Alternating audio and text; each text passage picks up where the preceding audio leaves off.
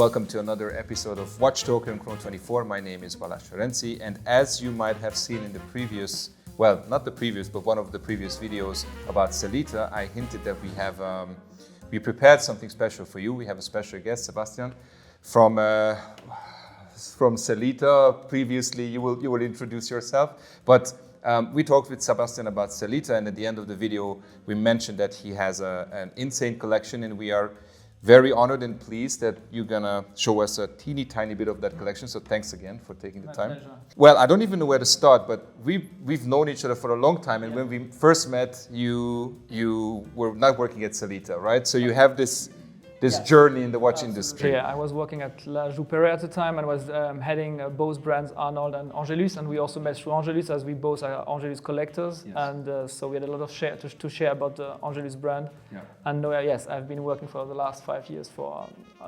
Celita Watch as a head of innovation, and also a little bit of marketing, but mainly focusing on new product development. And so when we put together this collection, which was a difficult task. And you explained that you have love for certain designs and certain eras, which is here, but then you also wanted to show the evolution of your watch collecting, or maybe not even the collecting, rather your interest in certain watches and certain complications. So why don't we start with that? Yes. And I let you do the talking, and I'll just gonna be the one. Okay, yeah. So yeah, with a small selection over here. So, which a little bit shows, when you're talking about collecting, you have several approaches, right? It can be just a pure and sheer beauty of something, or it can be the technical appeal.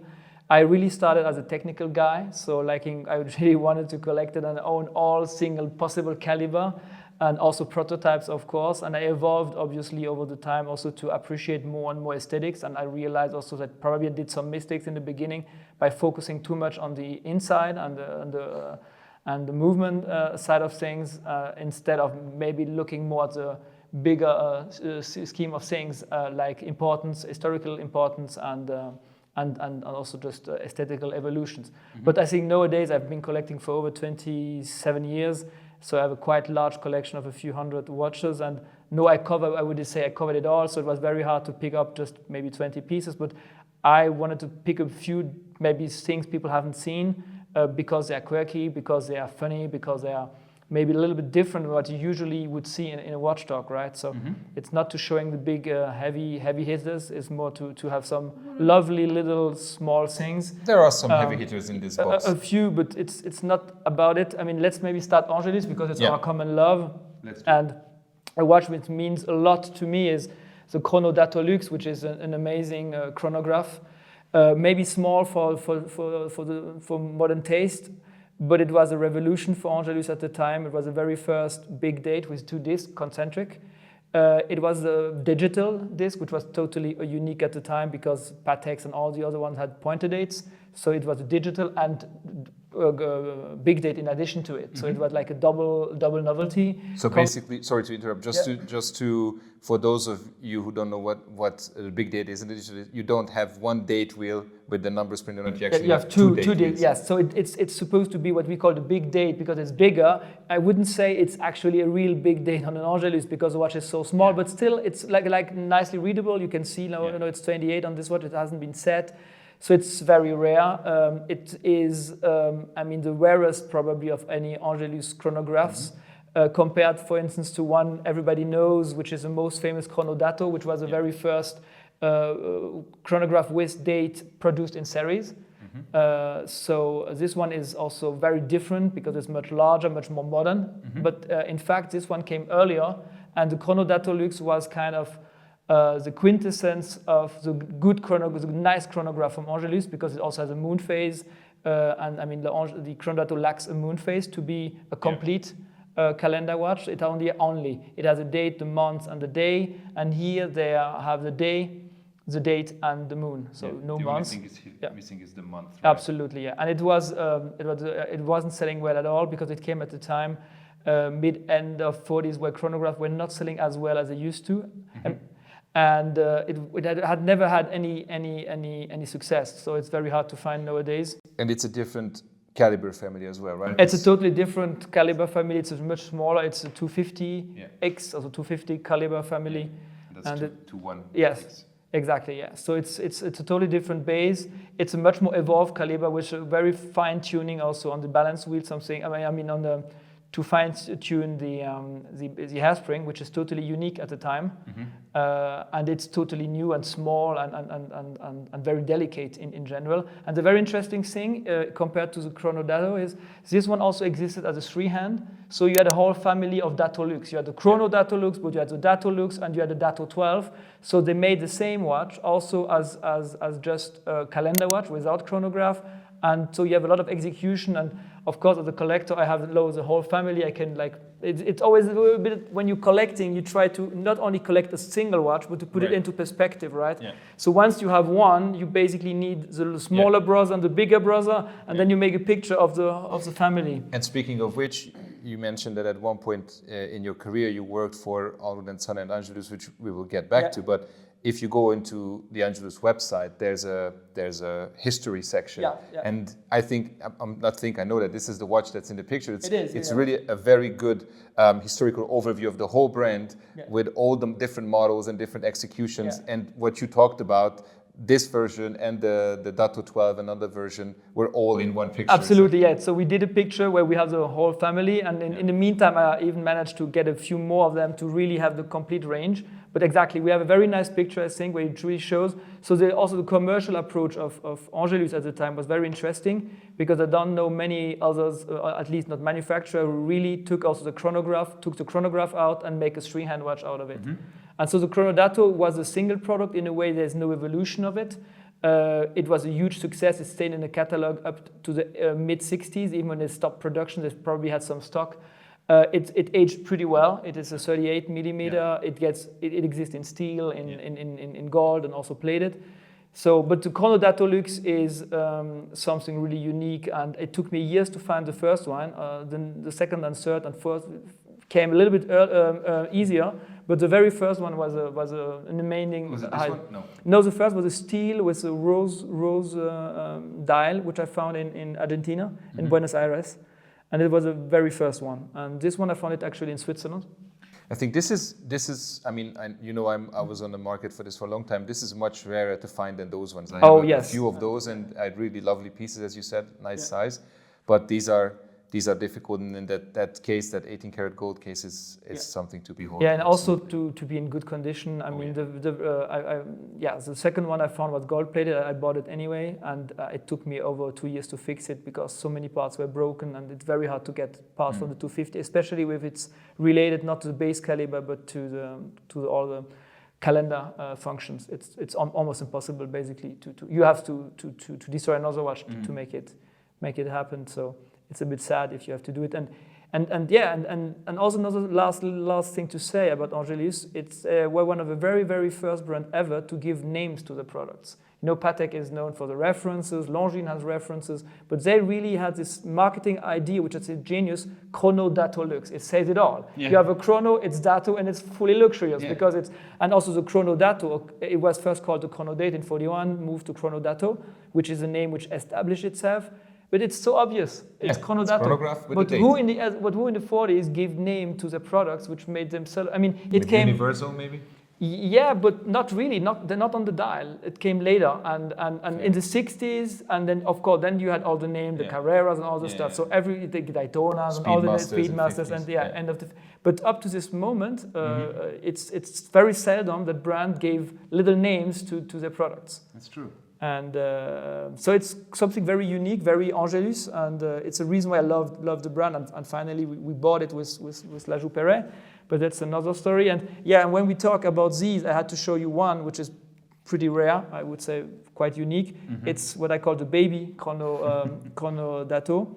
So it existed also a very small version. It's very hard to see probably on the picture, but it is exactly the layout of a chrono-dato, meaning it is very particular because you have the day at 12 and you have the months at 6, but it's the same in super small with the date, the point data.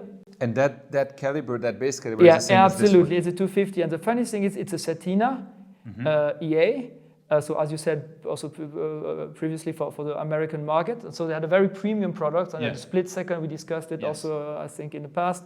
And and the very interesting thing is, so it's an Angelus movement, which has never been, at least to my knowledge, used by Angelus itself. So it's one of the very rare movements I know of, Angelus, which hasn't been made for the brand. Have you ever seen another model like that? I've never seen this one. I had seen it for the very first time. It belonged to the collection of Gerd Rüdiger Lang, the founder of chrono-Swiss. And I was lucky enough around 25 years ago when he had his whole collection to photograph it for the book and for other articles. And of course I fell in love, but at the time he wasn't selling anything, and I managed to buy it around 20 years later. And I'm very happy to have it. To be honest, I don't think it interests anyone else in the world than me, but I have dreamed of this watch 20 years before I could buy it. And in addition to it, it's super attractive with black radium and gilt. Yeah. So it's in addition to that, and then it's a steel, it's not plated. So yeah, I mean, and I'm quite lucky because it could have been in gold plated, and I would have bought it anyway. But and it's in beautiful condition. Yes, beautiful condition and untouched, unpolished. It has been worn, so I don't think also it's a prototype. It's clearly a watch made in series. Yeah. But and it's funny to have the family, so to speak. And so when I had to choose, I wanted to show you one watch, which might be discussed a little bit more, because historically speaking, the chrono-datoluxe layout with this vertical calendar is unique. I mean, Valjoux didn't do any kind of such kind of calendar. Londron didn't do it. So it's a signature of Angelus. And the funny thing is, nobody ever tried to copy this signature layout. So it's very atypical to have this vertical layout on a chronograph with calendars. Until I found this watch, which is something you can only find in Switzerland because it's a Venus prototype. So Venus did, and I had a story from one of the old watchmakers from whom I managed to buy it also maybe 20 years ago. I think I was still a student when I bought this. So it's signed Breitling. It's not really the reason why I bought it, to be really frank. I bought it because it has a unique Venus caliber inside, which has exactly the same layout as the chrono-datoluxe. But it never went into series, so you can look in all the old catalog from Venus. It doesn't exist. I have disassembled. Crazy small. Yeah, it's crazy small, and absolutely. It's probably the reason why it died. It is unreadable. Yeah. So they tried to do something, and it wasn't a success. What you also have to know is Venus, like Londron and also Valjoux, were part of the same trust de Bourges. So basically, they were not also allowed to compete against each other. So probably it's also why they didn't pursue on this view. So you have some Venuses with calendar function chronograph, but this one never made it. So it's technically not a Breitling. It's hard to say what it is. I mean, it is the dial is from a period correct. It hasn't been signed afterwards.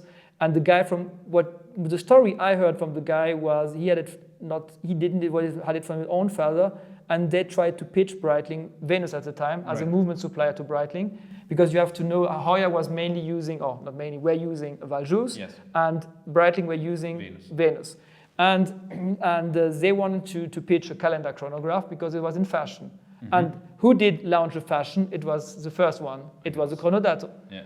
And finally, Breitling settled for a Valjoux version with a traditional layout. And and the watch is brand new. It's unworn. So it's basically a prototype by Venus done for Breitling. Probably, hey, look, that's guys, the story, yes. We could do something like this for you. Exactly. And the only other reason I bought it, because this was really in the period where I was looking for every single kind of prototype chronograph. And this is typically something when you find something Venus, and then the watch is good looking in addition to that. But and you have a layout never seen before. I mean, you just get excited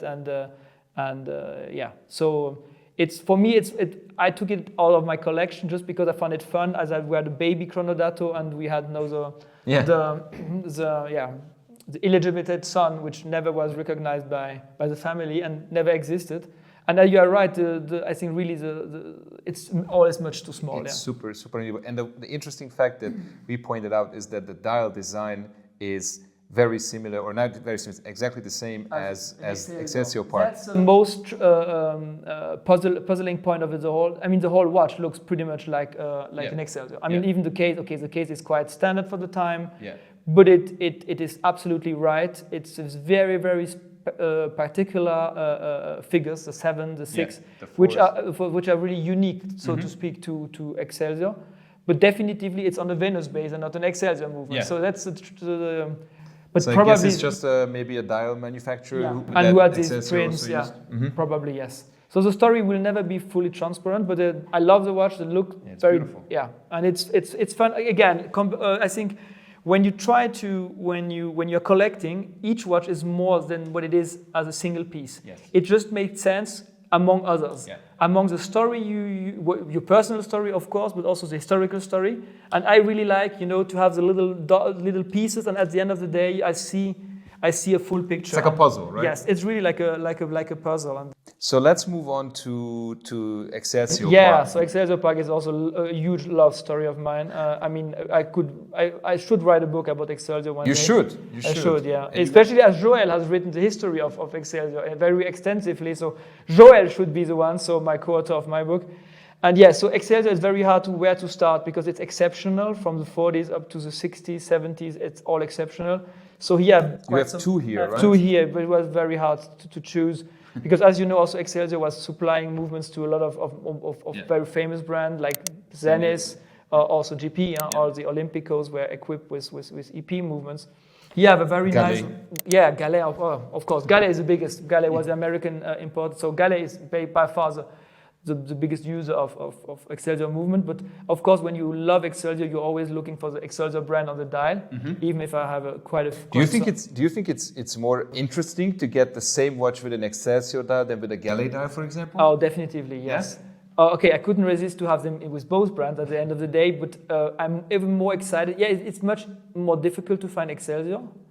And the also funny thing is, it is a manufacturer. When you find it Excelsior, nor the case, neither the movement are signed Excelsior, only the dials.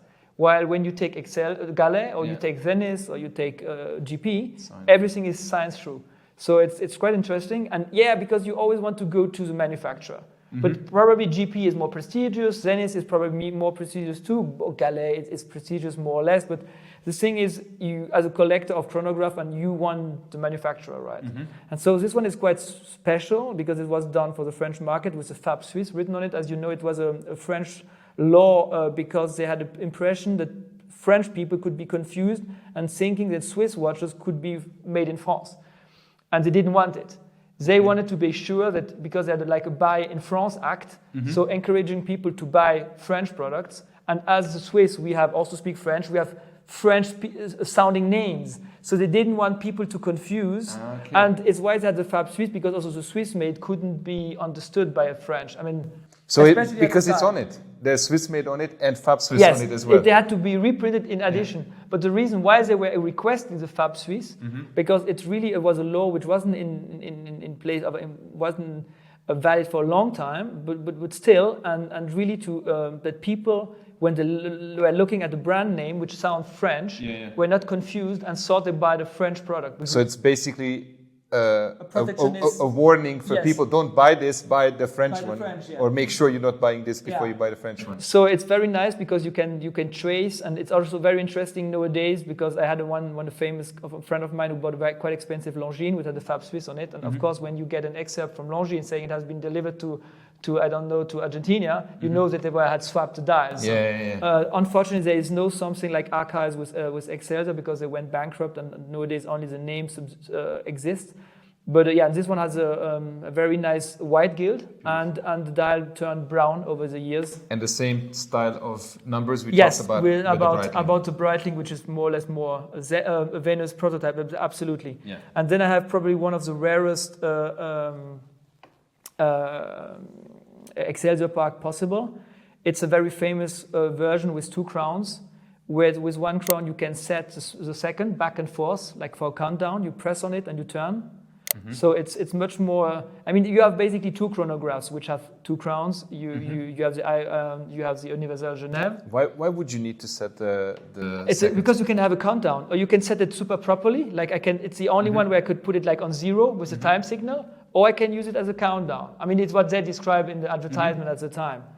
And you have another one, which is Aero Compact, which is less sexy because you, with a crown, you can just set a time, but it doesn't move. It's not driven by the movement. While here, you really interact with it within the movement. And you have a 24-hour indication, which is to find the north. It's why it was called the sextant or the parachute, depending if it was sold by Zenith or by Gallet. So, and this one is unbranded, by the way. Yeah, this is unbranded. So it has existed on the Excelsior. So it is often unbranded when it's on the Excelsior. But this one is unique in a way that it's the only known, at least to me, and I've made some research, waterproof version of it.